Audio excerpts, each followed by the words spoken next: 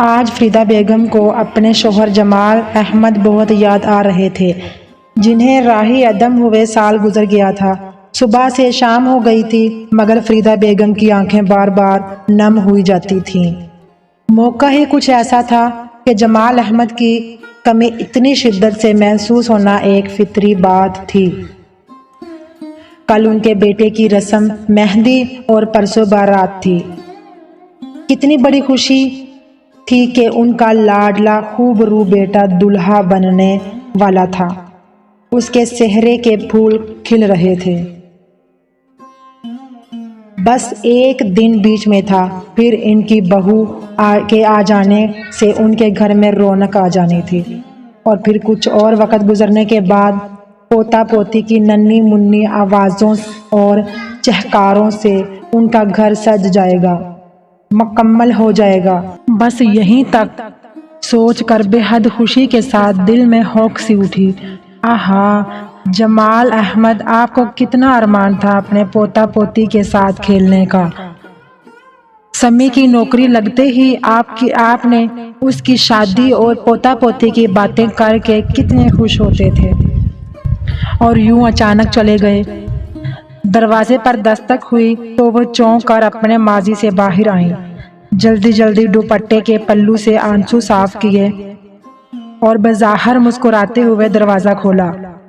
جانتی تھیں کہ سمی آفس سے آیا ہوگا اور اس کے سامنے وہ اس خوشی کے موقع پر بالکل نہیں رونا چاہتی تھیں، مگر سمی ماں کا چہرہ دیکھ کر ایک لمحے میں ہی سمجھ گیا کہ وہ دن بھر روتی رہی ہیں۔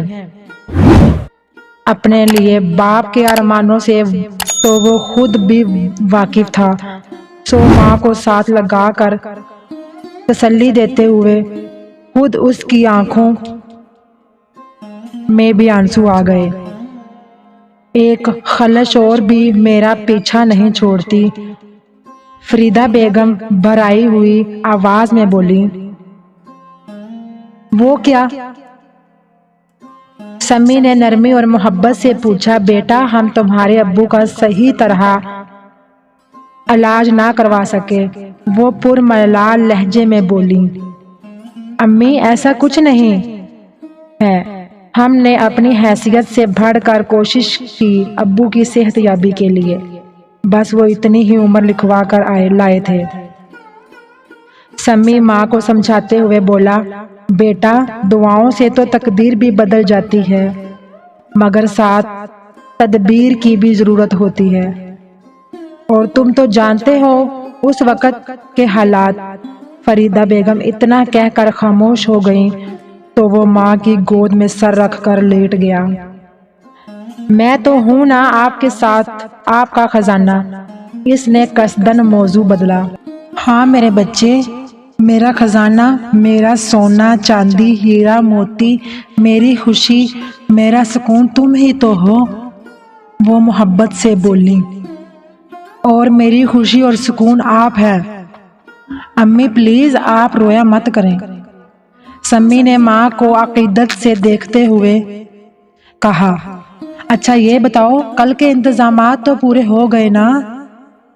فریدہ بیگم اس غم زدہ کیفیت سے باہر آ گئیں تو سمی کے دل کو بھی سکون محسوس ہوا، اور وہ فریدہ بیگم کو تفصیلات سے آگاہ کرنے لگا۔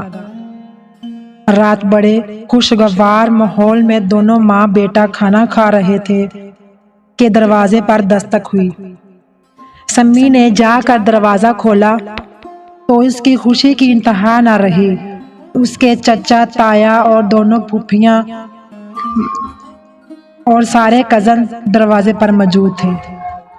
السلام علیکم، اس نے پرجوش انداز میں سلام کیا تو کورس میں جواب بھی ملا، اور ساتھ ہی ڈھیروں دعائیں بھی۔ وہ ان سب کے لیے اندر چلا آیا جہاں فریدہ بیگم کھانے کے برتن سمیٹ رہی تھیں۔ ان سب کو اس طرح اچانک دیکھ کر فریدہ بیگم خوشی سے کھل اٹھیں۔ دل خوش ہو گیا۔ میرے تو گھر کی رونق دوبالا ہو گئی، आप लोगों के आने से। फरीदा बेगम बढ़कर जेठानी, देवरानी और नंदों से गले मिली, जेठ को सलाम किया और देवर के सर पर शफकत से हाथ रखा। कुछ देर यूं ही बातें होती रहीं, फिर वो खाना खाने के लिए इसरार करने लगी तो सबने खाने से तो माजरत कर ली कि खा के आए हैं, ताहम चाय, नाश्ते और कोल्ड ड्रिंक से सबकी तवाज़ो ज़रूर कर दी गई। जब फरीदा बेगम फरहत से उनके पास आकर बैठी तो उन सब की आमद का असल मकसद खुला। बस हमने सोचा कि कल तो मेहंदी है और भी बहुत लोग होंगे, अपने फरीजे से हम आज ही निमट जाएं। बड़ी नंद बोली, कैसा फरीजा आपा? फरीदा बेगम ना समझी से बोली, अरे भाई, अपने शहजादे पर कुछ हक हम भी तो रखते हैं या नहीं? फरीदा बेगम के जेठ कमाल अहमद भतीजे को खुद से लपटाते हुए बोले, क्यों नहीं भाई साहब, आपका ही तो हक है। फरीदा बेगम जल्दी से बोली, बस तो फिर इसके वलीमे का खाना मैं करूंगा। इन्होंने इस्तहकाक भरे अंदाज में कहा, और ये 25-25 हजार हमारी तरफ से। नंदों ने शादी मुबारक के गुलाबी गुलाबी लिफाफे इनके हाथ में देते हुए कहा, और भाभी, मेरे प्यारे भतीजे के लिए ये छोटा सा तोहफा मेरी तरफ से। नोटों से फूला हुआ एक लिफाफा उनके दपूर नहाल अहमद ने उनके हवाले किया और ये मिनहाल ने भिजवाया है, वो कल आएगा। मजीद एक लिफाफा उनके सुपुर्द किया गया, मगर वो लिफाफा लेने में पसो पेश से काम ले रही थी। भाई, कैश तोहफे में इसलिए दे रहे हैं कि आपके काम आ जाएं। 100 अखराजात होते हैं शादी के, कोई आसान थोड़ी है आजकल के दौर में शादी करना। देवरानी उनकी झिझक देख कर बोली, मगर ये सब बहुत ज्यादा है। मैंने तो कमेटी डाली हुई थी सम्मी की शादी के लिए, वो बर वक्त मिल गई है, कोई परेशानी वाली बात नहीं है। आप लोग इतना मत करें। फरीदा बेगम हिचकिचा कर बोली, हर चंद के जानती थी ससुराल वाले साहिबे हैसियत हैं। इसका मतलब है कि जमाल अहमद के बाद हमारा कोई हक नहीं है अपने भतीजे पर। कमाल अहमद नाराजी से बोले, 1 मिनट भाई साहब। फरीदा बेगम की छोटी नंद सालेहा, जो बड़ी देर से खामोश बैठी थी, उसने अपनी खामोशी तोड़ते हुए कहा, मरहूम जमाल अहमद तमाम भाई बहनों में सबसे ज्यादा नजदीक अपनी इसी बहन से थे, और सालेहा को भी अपने इस भाई से भी ज्यादा प्यार था। भाभी, आप मुझे एक बात बताएं, मेरी बेटी की शादी पर जमाल भाई ने क्या दिया था? सालेहा ने पूछा। फर्नीचर। फरीदा बेगम आहिस्तगी से बोली, जी हाँ। इसी तरह आपा के दामाद को सलामी में मोटर बाइक और भाई साहब की ज़ारा की शादी पर फ्रिज और नहाल के बेटे की मेहंदी का खाना किया था। सालेहा ने लगी लिपटी रखे बगैर कहा, तो फरीदा बेगम को वो वक्त याद आया जब कितनी वक्तों से कमेटियां डाल डालकर उन मियाँ बीवी ने अपनी इज्जत का भरम रखा था। वाकई जमाल ने हमेशा अपनी हैसियत से बढ़कर कम किया। कमाल अहमद ने नम आंखों के साथ कहा, तो बड़ी नंद भी छोटे भाई की याद में भपक कर रो दी। नहाल अहमद बढ़कर बड़ी बहन को तसल्ली देने लगे, मगर फरीदा बेगम, जो सुबह से आंसू बहा रही थी, उस वक़्त उस सोगवार माहौल में खुश्क आंखों के साथ ना जाने किस गहरी सोच में गुम थीं। चेहरे पर गम और दर्द के आसार नुमायां थे। رات کے 11 بجے یہ لوگ رخصت ہوئے ہی تھے کہ فریدہ بیگم کے اپنے بہن بھائی اپنی گاڑیوں میں آ گئے۔ اپنی گاڑی والوں کے لیے رات کیا دن کیا۔ اپنے بھائی بہنوں کو دیکھ کر فریدہ بیگم خوش تو بہت ہوئیں، مگر وہ جو دل میں ایک گوشہ غم تھا وہ یوں ہی دکھتا رہا۔ کولڈ ڈرنک سے توازوں کے بعد سمی سب کے لیے میٹھے پان لے آیا تھا۔ بھانجے بھانجیوں اور بھتیجے بھتیجیوں نے مل کر ڈھولک بھی بجایا، گانے بھی گائے، خوب رونق میلہ لگا۔ لیکن جب جانے لگے تو ان کے آنے کا اصل مقصد بھی عیاں ہو گیا۔ سب نے اپنے اپنے لفافے فریدہ بیگم کو دیے۔ لاکھ فریدہ بیگم منع کرتی رہیں، مگر سب کی اپنی اپنی بولیاں۔ پاگل ہوئی ہو فریدہ، یہی تو موقع ہوتا ہے اور یہی رواج بھی ہے۔ بڑی بہن ڈپٹ کر بولی، اور پھر کبھی جمال احمد اور تم نے کمی کی دینے دلانے میں؟ بڑے بھائی نے بھی یاد دلایا۔ ارے بھائی، یہ تو فرض حسنہ ہے، چھوٹی بہن نے کہا، اور باجی نے یہ دستور زمانہ، ہم کون سا انوکھا کام کر رہے ہیں؟ چھوٹی بہن بھاوج بھی بولی، اور اس موقع پر اپنے ساتھ نہیں دیں گے تو کون دے گا؟ بڑی بھاوج ملائمت سے بولی۔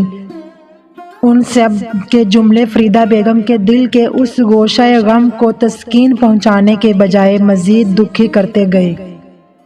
وہ چپ کی چپ بیٹھی رہیں۔ سمی ماں کے اس کیفیت کو ناسمجھی سے دیکھ رہا تھا۔ سب چلے گئے تھے مگر فریدہ بیگم کی چپ نہ ٹوٹی۔ وہ کاغذ کے ان نوٹوں کو دیکھ رہی تھی جو سمی نے گن کر ایک ساتھ کر کے ان کے حوالے کیے تھے۔ سسرال اور میکے سے تحفتاً آئی ہوئی یہ رقم مجموعی طور پر 2 لاکھ کے لگ بھگ تھی۔ یہ حقیقت تھی کہ جمال احمد نے اپنی سفید پوشی کے باوجود کبھی خاندان میں دینے دلانے میں کمی نہیں کی تھی۔ قرض ادھار بھی نہیں لیا تھا، قرض ادھار کبھی نہ کیا، بس اتنی ضرورتوں کو محدود رکھ کر چلے۔ اکو ایک بیٹا تھا، اس کی تعلیم و تربیت بھی فریدہ بیگم کے سلیقے اور جمال کی سمجھ بوجھ سے بہت اچھی ہو رہی تھی۔ وہ خود ایک سرکاری دفتر میں ہیڈ کلرک تھے۔ دن میں دفتر اور شام کو واپسی کے بعد کچھ دیر آرام کرنے کے بعد اپنی چھوٹی سی پرچون کی دکان کھول کر بیٹھ جاتے، جو گھر کے باہر ہی تھی۔ اللہ نے اسی میں برکت دے رکھی تھی۔ پھر اللہ جانے کیسی ہوا چلی کہ جمال احمد کو فالج اور سینے کے انفیکشن نے ایک ساتھ گھیر لیا۔ آہا! فریدہ بیگم نے ٹھنڈی آہ بھری۔ امی، کیا ہوا آپ کو؟ جب تایا لوگ آئے تھے، جب بھی آپ تھوڑی ہی دیر بعد ایک دم اداس ہو گئی تھی، اور پھر جب خالہ ماموں وغیرہ آئے تو آپ اور زیادہ خاموش ہو گئیں، کیوں؟ سمی ماں کی یہ کیفیت دیکھ کر پریشان تھا۔ بیٹا، یہ پیسے دیکھ رہے ہو؟ فریدہ بیگم نے سوال کیا۔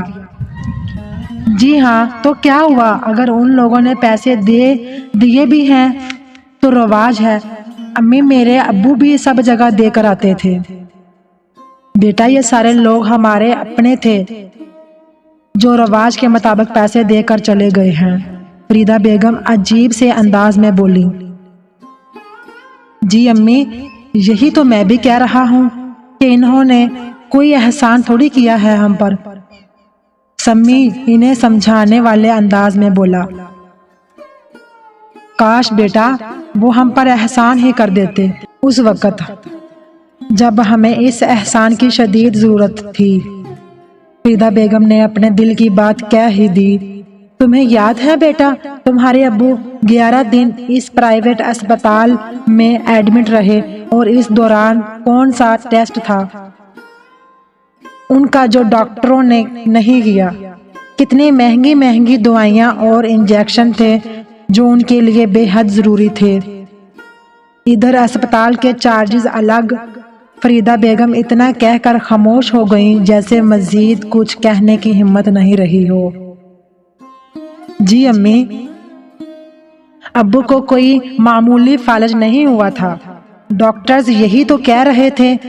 انہیں بہت سیریس فالج کا اٹیک ہوا تھا جس سے ان کا دماغ بھی متاثر ہوا تھا، لیکن صرف پہچاننے کی حد تک، اور وہ بھی صحیح ہو جاتا اگر آفس والوں کی طرف سے پینل کی سہولت ہمیں بروقت مل جاتی۔ سمی پرتاسف انداز میں بولا، بیٹا، شادی کے لیے انسان پہلے سے پلاننگ کرتا ہے، انتظام کرتا ہے، مگر بیماری ایک ناگہانی آفت کی طرح آتی ہے۔ اس کے لیے پہلے سے کچھ انتظام نہیں ہوتا۔ 15 دن پہلے ہی ہم نے آپا کے داماد کو سلامی میں بائیک دی تھی۔ ہم اس وقت بالکل خالی ہاتھ تھے جب تمہارے ابو کو بیماری نے آن گھیرا۔ میرا زیور بیچ کر اسپتال کا بل ادا کیا گیا اور ہم ڈاکٹرز کی مرضی کے خلاف تمہارے ابو کو گھر لے آئے، کیونکہ اسپتال کا مزید بل ادا کرنے کی ہماری سکت نہیں تھی، اور گورنمنٹ اسپتال میں تو کسی ڈاکٹر نے سیدھے منہ ہم سے بات ہی نہیں کی تھی۔ فریدہ بیگم کی آنکھیں نمکین پانیوں سے بھر گئیں۔ جی امی، انہوں نے صاف کہہ دیا تھا کہ بیڈ خالی نہیں ہے۔ سمی کو آج بھی اس ڈاکٹر کا شفاق انداز تکلیف پہنچاتا تھا۔ بیٹا، ہم تمہارے ابو کو گھر کیوں لائے؟ سب ہماری مجبوری جانتے تھے، سب رشتہ داروں کو علم تھا کہ ہم پیسے نہ ہونے کی وجہ سے مجبور ہیں، مگر ہمارے اس اقدام پر سب کے سب خاموش رہے۔ جو بولتا اسی کو دینا پڑتا، یا وہ اس انتظار میں تھے ہم خود ان کے سامنے ہاتھ پھیلاتے۔ تمہاری شادی کے لیے تو میں نے کمیٹیاں ڈالی ہوئی تھیں، سب انتظام ہو گیا، مگر بیٹا، بیماری کا تو کوئی وقت مقرر نہیں ہوتا، اس کے لیے پہلے سے کچھ تیاری نہیں کی جاتی۔ جو پیسہ تھا وہ اس وقت رشتہ داروں کی شادی میں لگ گیا تھا۔ ہمیں ان پیسوں کی ضرورت تو اس وقت تھی میرے بچے۔ رواج یہ کیوں ہے کہ شادی پر ہی لفافے دیے جائیں؟ رواج یہ کیوں نہیں ہے کہ کسی اچانک اتنے شدید بیمار ہو جانے پر لفافے دیے جائیں؟ اتنا کہہ کر وہ بھی پھوٹ پھوٹ کر رو پڑی۔ سمی آرزودہ سا بیٹھا تھا۔ وہ ماں کے کہی ہر بات سے 100% متفق تھا۔ واقعی ہم لوگ جب کسی کی شادی یا خوشی میں جاتے ہیں تو پیسوں کا ایک لفافہ اپنے ہمراہ ضرور لے کر جاتے ہیں، لیکن جب کوئی ہمارا عزیز رشتہ دار یا پڑوسی ہسپتال کی زندگی موت کے کشمکش میں مبتلا ہوتا ہے اور ہم عیادت کے لیے تو ضرور جاتے ہیں، پر زیادہ سے زیادہ جوس کے پیکٹ یا پھل بسکٹ وغیرہ جو وہ اس وقت فوری کھا پی بھی نہیں سکتا، اس وقت ہم لفافے کو ضروری نہیں سمجھتے، جبکہ اس وقت مریض کے گھر والوں کو پیسوں کی از حد ضرورت ہوتی ہے۔ سمی اپنی ہی سوچ پر ایک ٹھنڈی آہ بھر کر رہ گیا تھا۔